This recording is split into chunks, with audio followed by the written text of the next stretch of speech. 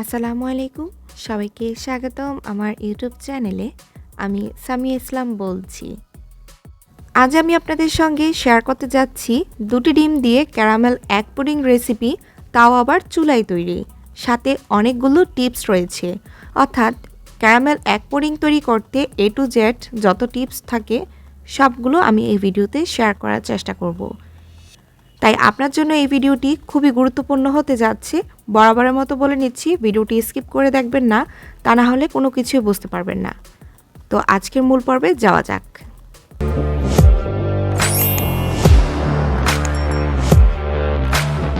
Caramel egg pudding তৈরি করার জন্য 2টি ডিম, ভ্যানিলা এসেন্স, লিকুইড মিল্ক, চিনি নিয়ে নিচ্ছি।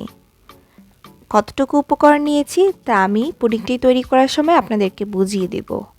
একটি মিক্সিং বলের মধ্যে 2টি ডিম নিয়ে নিচ্ছি, সাথে 1/3 কাপ চিনি নিয়ে নিয়েছি।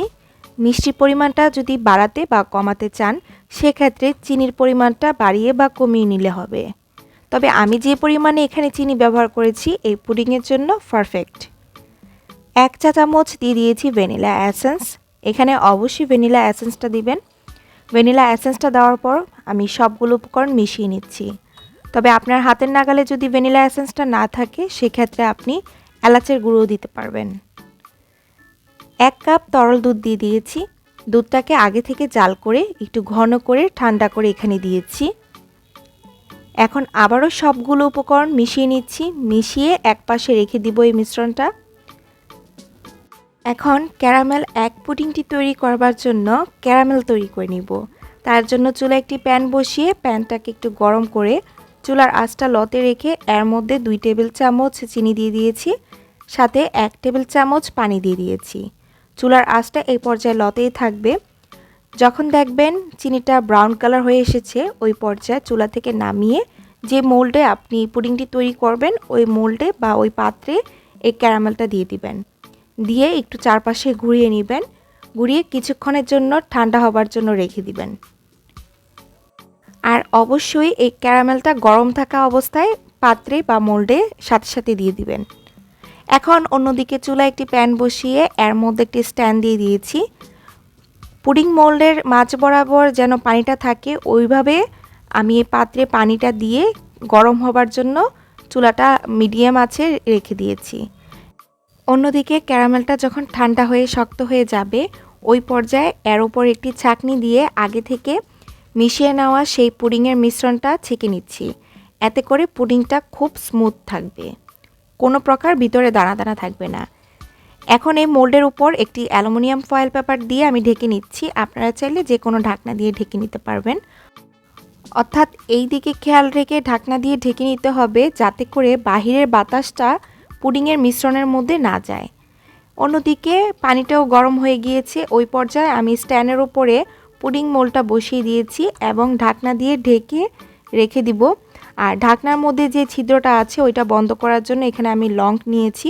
আপনারা চাইলে কাগজের টুকরো দিয়েও এই ছিদ্রটা বন্ধ করে নিতে পারেন। 15 মিনিটের জন্য আমি এখানে চুলার আছে এভাবে রেখে দিব। আপনাদের এর থেকে কম বা বেশি সময় লাগতে পারে, আর অবশ্যই চুলার আঁচটা একেবারে লতে থাকতে হবে। এখন পুডিংটা হয়েছে কিনা সেটি বোঝার জন্য একটি টুথপিক দিয়ে পুডিংয়ের মিশ্রণের ভিতরেই ঢুকিয়ে দিবেন।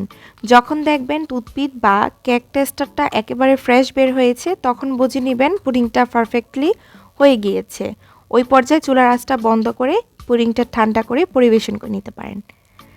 মোল্ডের চারপাশে ছুরি দিয়ে আমি সমানভাবে একটু কেটে নিয়েছি যাতে করে মোল্ড থেকে পুডিংটা ডিমোল্ড করতে ইজি হয়। তো আমি বের করে নিয়েছি আর তৈরি হয়ে গেল আমাদের আজকের পুডিং রেসিপি।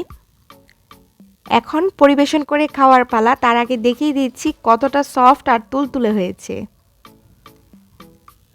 2টি ডিম দিয়ে আপনি চাইলে খুব অনায়াসে এই পুডিংটি তৈরি করে নিতে পারেন।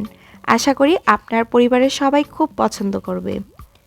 আর বরাবরের মতো বলে দিচ্ছি, যদি আমার রেসিপিটি ভালো লাগে তাহলে এই ভিডিওটিতে একটি লাইক দিয়ে আমার চ্যানেলটি সাবস্ক্রাইব করতে ভুলবেন না। অবশ্যই আপনি চাইলে আপনার পরিবারের সঙ্গে বা বন্ধুবান্ধবের সঙ্গে এই রেসিপিটি শেয়ার করে নিতে পারেন। আমি কেটে দেখাচ্ছি ভিতরের অংশটাও দেখতে কেমন হয়েছে। আর হ্যাঁ, আরেকটি কথা হচ্ছে, আপনারা যারা ফেসবুক পেজ থেকে আমার এই রেসিপিটি দেখছেন, তারা আমার পেজটিতে লাইক ফলো দিয়ে রাখবেন এবং ভিডিওগুলোতে লাইক, কমেন্টস, শেয়ার করতে ভুলবেন না। পুডিংটি গরম থাকা অবস্থায় সঙ্গে সঙ্গে কেটে নিতে যাবেন না। কিছুক্ষণ ফ্রিজে প্রায় 5-10 মিনিটের জন্য সেট হবার জন্য রেখে দিতে পারেন। আর এই পুডিংটি তৈরি করার পর আপনি ফ্রিজে সংরক্ষণ করে খেতে পারবেন 2 থেকে 4 দিনের মতো। তো আমার রেসিপিগুলো আপনাদের কাছে কেমন লেগেছে কমেন্টস করে জানাতে ভুলবেন না। আপনাদের কমেন্টসের অপেক্ষায় আমি রইলাম। আজকের মতো এখানেই বিদায় দিচ্ছি। সবাই ভালো থাকবেন, সুস্থ থাকবেন। আল্লাহ হাফেজ।